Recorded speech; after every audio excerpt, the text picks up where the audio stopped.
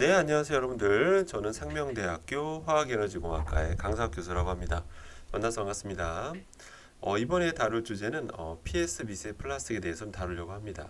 사실은 제가 한동안은 미세 플라스틱 주제를 다루지 않으려고 했는데, 한동안 좀 많이 다뤘었기 때문에. 그런데 요새 이제 코로나에 대한 어떤 이제 그런 우려들이 많이 감소하면서 다시 이제 세상의 관심사가 코로나에서 이제 미세 플라스틱, 미세먼지로 많이 넘어가다 보니까 관련된 뭐 기사라든지 이런 것들이 지금 쏟아지고 있죠. 그래서 많은 분들이 너무 많이 질문 주셔가지고 그래서 오늘 다시 미세 플라스틱, 특히 오늘은 폴리스타이렌, PS 미세 플라스틱에 대해서 한번 다뤄보려고 합니다.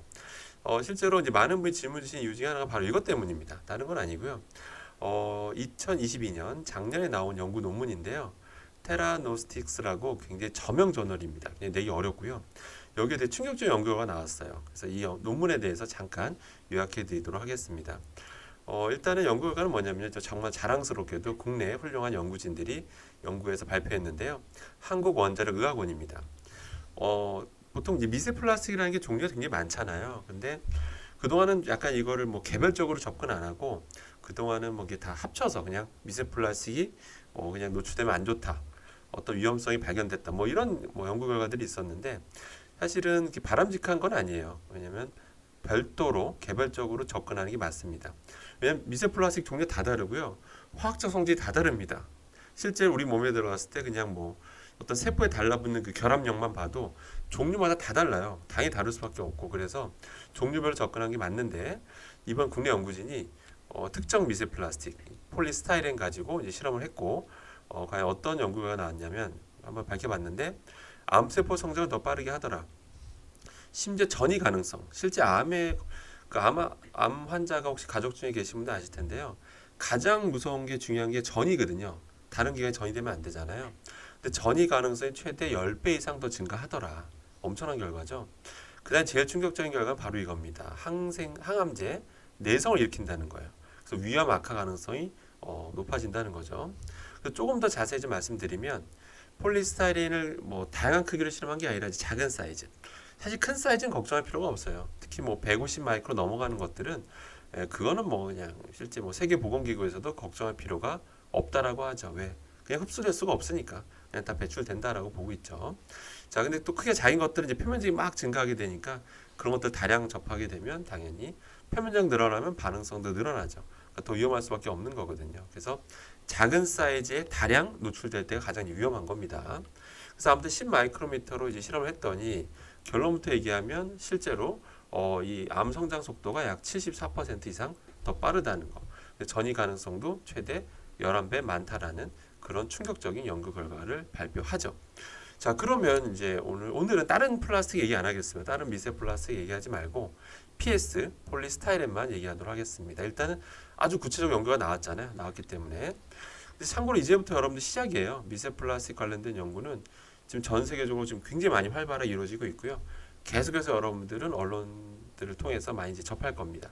그래서 오늘 PS만 얘기하겠습니다. PS 폴리스타이렌 같은 경우는 일단은 왜 이렇게 우리가 많이 접하게 되냐면 제가 산업의 종사자를 하더라도 많이 쓸 수밖에 없어요. 왜냐면 너무 매력적인 게 가공성이 너무 좋아요. 가공성이 좋다는 건 내가 원하는 모양으로 원하는 형태로 아주 쉽게 저비용으로 만들 수 있다는 뜻이에요. 뿐만 아니라 전기도 잘 안 통해요. 전기 전환성도 너무 좋고. 근데 중요한 게 이거거든요. 산이라든지 알칼리성 물질이라든지 뭐 기름이라든지 알코올이라든지 이런 거에 닿았을 때도 내구성이 너무 우수합니다. 이러니까 안 쓸 수가 없죠. 그래서 다양한 제품 정말 산업 현장에도 많이 쓰이고 뭐 생활 제품, 뭐 장난감 뭐 말할 것도 없습니다. 너무 많이 일상적으로 쓴다라고 보시면 돼요.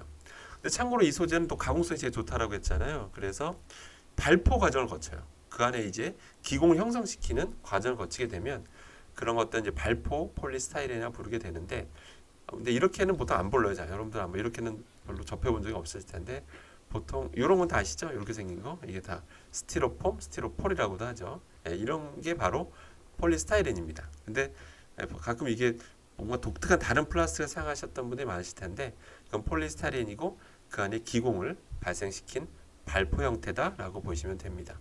자, 그러면 여러분들 과연 이 폴리스타이렌은 과연 평소에 어디서 많이 접하게 될까요? 보통 이 세 가지만 기억하시면 됩니다. 첫 번째, 커피 뚜껑입니다. 커피 뚜껑. 예, 커피 뚜껑 거의 뭐 90% 이상이 폴리스타이렌이라 보시면 되고요. 이런 것들 있죠. 예, 굳이 제가 설명 안 드려도 되죠. 라면 용기 중에 이런 것들 있죠. 예, 이런 거 본 적 있으실 거예요. 그다음에 이런 것들. 뭐 참고로 저도 미국에서 잠깐 유학했을 때 이제 박사 한국에서 하고 미국으로 이제 유학을 갔을 때, 진짜 정말 저도 사실 여기다 그 당시에는 잘 몰라서 많이 먹었었던 적이 있습니다. 그 뭐냐면 이거 보통 그 미국에는 그 푸드 트럭이 진짜 많아요. 우리나라 비교 안 될 정도 정말 푸드 트럭이 많이 발달해 있는데 푸드 트럭에서 음식 같은 거 여기 대부분 담아줘요. 여기다가 여기다 그냥 뜨거운 밥부터 시작해서 뭐 각종 뭐 여러 가지 음식들 뜨거운 거 다 담아서 주죠. 그때는 제가 별 생각이 없었고 그래도 되는 줄 알았어요. 미국에서 뭐 당연히 안전성 검사했겠지 했는데 미국은 그런 나라가 아니더라고요. 미국은 위험성이 완전히 입증될 때까지 뭐든지 허용이 되는 그런 자유민주주의 거의 끝판왕 같은 나라입니다. 참고로. 아무튼 일단 우리나라 이거 어디서 많이 쓰죠? 그거는 역시 음식 같은 거 담아주는데 특히 무슨 만두 같은 거 사면 보통 이런 데다 많이 담아주죠. 예, 여기 담아서 고무줄로 감싸주죠. 아무튼 이런 걸로 많이 접하게 되고 그 다음에 여러분들 이런 거 있죠. 우리나라 요거트를 정말 많이 드시고 요거트 산업이 많이 발달했는데 요거 보시면 이런 것들 다 대부분 이렇게 생긴 건 다 폴리스타이렌이라고 보시면 됩니다. 자, 그럼 여러분들은 보통 이런 식품 용기로 많이 접하시는데 자, 이제 두 가지로 접근해야 됩니다. 이런 커피 뚜껑이랑 이런 그 요거트 용기 같은 이런 경우랑 이런 발포 형태랑 두 가지를 같이 보시면 안 돼요. 이걸 분리해서 보셔야 됩니다. 그래서 막연히 폴리스타일이 안 좋다 이렇게 생각하실 게 아니라 두 개를 분리해서 한번 제가 설명해 볼게요. 자, 먼저 이렇게 그냥 일반 폴리스타일렌 기준으로 한번 말씀을 드려보겠습니다. 이거는요, 실제 최근에 그 소비자 보건 연구 결과에 따르면 20 마이크로미터 이상, 그 이하는 검사한 게 아닙니다.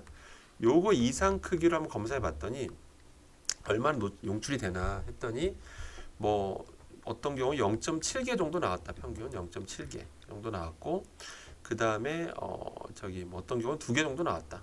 그러니까 한 제품 가지고 실험해 봤더니 그러니까 20 마이크로미터 이상 기준으로 봤을 때 뭐 요 정도 뭐 나왔는데 뭐 이게 많은 건 아닙니다. 당연히 많은 건 아니죠. 실제 우리가 뭐 지금 문제되는 건 뭐냐면 작은 사이즈들이 이거보다 훨씬 더 작은 사이즈들이 막 수억 개, 수만 개, 수천 개 이렇게 나오는 해외 연구 결과도 있잖아요. 뭐 예를 들어서 대표적인 티백 연구 결과들, 그다음에 그 페트병 그 물 있죠. 그런 생수병 물, 그 연구 결과도 보면 뭐 엄청나게 많은 엄청나게 많은 이런 미세 플라스틱이 발생해서 그게 문제되는 거잖아요. 근데 요것만 놓고 보면 20 마이크로미터 이상에서 보면 뭐 얼마 안 떨어지죠. 사실은 이렇게 떨어지는 거 일반적으로 처음에 이렇게 떨어져 나오는 것들 처음에 있을 수가 있는데요. 근데 그런 것들은 대부분 사이즈가 크거나 양이 적습니다. 근데 이거는 우리가 일반적으로 음식을 먹더라도 발견이 돼요. 예전 식약처 연구 결과를 봐도 20 마이크로 이상 기준을 봤을 때 우리가 해산물만 먹어도 일반적으로 그냥 뭐 어떤 통 안에 들어있는 음식물들 있잖아요. 뭐 통조림이든 뭐 이런 거 그냥 일반적으로 먹어도 일반적으로 조금씩은 관찰이 됩니다. 20 마이크로 이상이 몇 개씩은 다 관찰이 돼요. 그래서 근데 상대적으로 이런 사이즈들이 큰 것들은 그나마 위험성이 뭐 크기가 어렵습니다. 사실은 상대적으로. 네.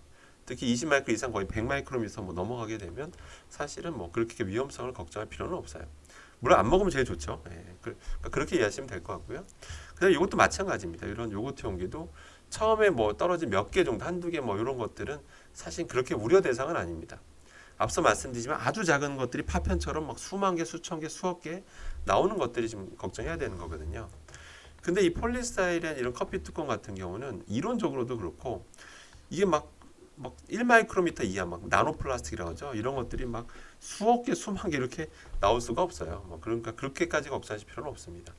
제가 왜 이렇게 말씀드리냐면 그렇게까지 나오면 검사하면 되게 쉽게 관찰이 돼야 되는데 제가 옛날에 해봐도 그렇게까지 막 쉽게 관찰이 안 됩니다. 어려워요, 사실 관찰하기가. 그래서 결론은 근데 또 어떤 분 이렇게 얘기하세요. 아니 그런데 우리가 뜨거운 거 커피를 담아서 아메리카노 먹지 않냐.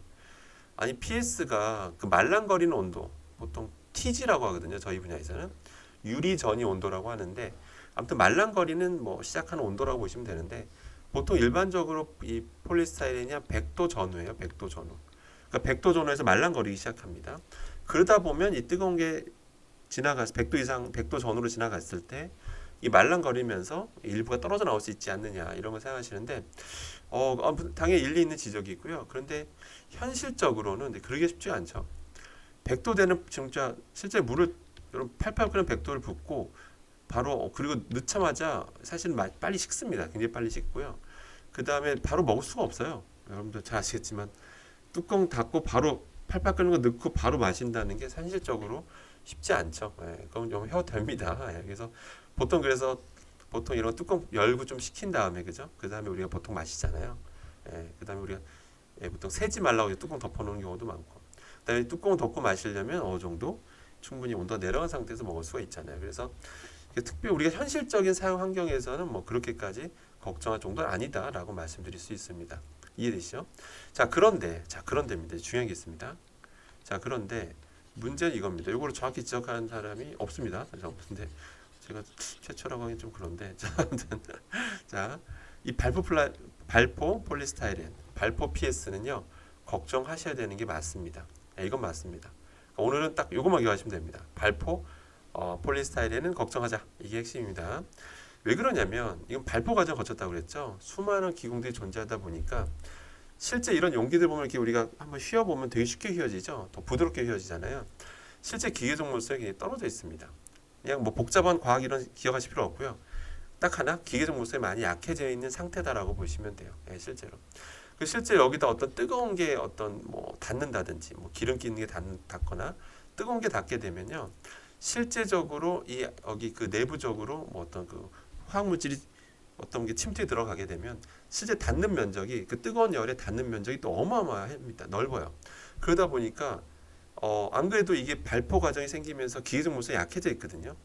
이 고분자 살스간의 잡아당김이 많이 약해져 있어서 원래 약해져 있는데 표면적까지 늘어나 있다 보니 그런단 말이에요. 그러니까 뜨거운 물질, 화학 물질이 직접 잘 닿는다는 얘기죠. 그런 상태면 실제로 도 조직이 더 쉽게 잘 분해될 수가 있습니다.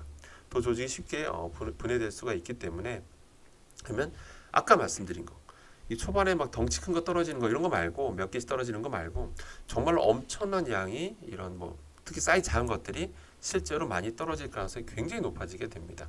그래서 그렇기 때문에 여러분들이 또 이런 용기도 마찬가지죠. 이런 용기들도 우리가 뜨거운 거 붓고 닫고 우리가 뭐 젓가락 같은 휘 젓다 보면 벽을 긁잖아요. 그런 과정이 거치게 되면 더더욱 쉽게 이런 것들이 떨어지는 것들이 또 작은 사이즈에 떨어지는 것들이 많을 수 있다라는 거죠. 그렇기 때문에 각별히 조심해야 되는 거는 발포 폴리스타이렌이다라고 보시면 되는 겁니다. 그래서 결론은 뭐냐면 PS 미세 플라스 유해성은 이제 밝혀졌고요. 물론 뭐 작은 사이즈죠. 물론 작은 사이즈에 많은 양이 노출됐을 때 이제 유해성이 있다라는 거 분명히 밝혀졌고요. 근데 이건 시작이라고 봅니다. 앞으로도 계속 연구되면 PS에 대한 또 다른 결과들이 계속 나올 거라고 보입니다. 참고로 말씀드리면 PP 우리 많이 쓰잖아요. PP 또는 PE도 많이 쓰는데 참고로 PS와 PPP 독성을 같게 절대 보시면 안 됩니다. 얘가 참고로 더 세포 같은데 달라붙기가 결합력이 더 세요. 그렇기 때문에 유해성을 단순하게 같은 크기, 같은 양으로 비교하면 PS가 더 클 수밖에 없습니다. 그래서 또 실제로 이 결과가 좀 빨리 나왔잖아요. 그런 것처럼 유해성이 명확히 드러났죠. 자, 그래서 드러났는데 여러분이 접할 가능성은 이제 식품 용기고, 식품 용기인데 평소에 우리가 사용 환경에서 그게 크게 걱정할 필요는 없어요. 뭐 사이즈가 큰 게 초반에 뭐 떨어지는 한두 개 뭐 몇 개 떨어지는 이런 거는 물론 안 먹으면 좋겠지만 그렇게 우려할 수준은 아닌데 진짜 걱정해야 될 거는 바로 발포 폴리스타이렌 형태라는 거. 생활 속에 이런 거 많이 또 접합니다. 제가 앞서 드린 예시 말고도. 그런데 뜨거운 거를 직접 담아서 담는 그 상태로 우리가 먹는 그런 일은 최대한 자제하시는 게 나중에 또 어떤 독성이 더 어떤 심한 독성 연구가 나올지 모르잖아요. 그래서 일부러 그런데 뜨거운 거 닿는 거, 찬 거 닿는 건 괜찮습니다. 그러니까 뜨거운 거나 또 뜨거운 기름기 있는 거 이런 것들은 가급적 닿지 않도록 하시는 게 가장 현명한 방법이라 볼 수 있겠습니다. 네, 이번 주제는 여기까지 하도록 하겠습니다. 이상입니다.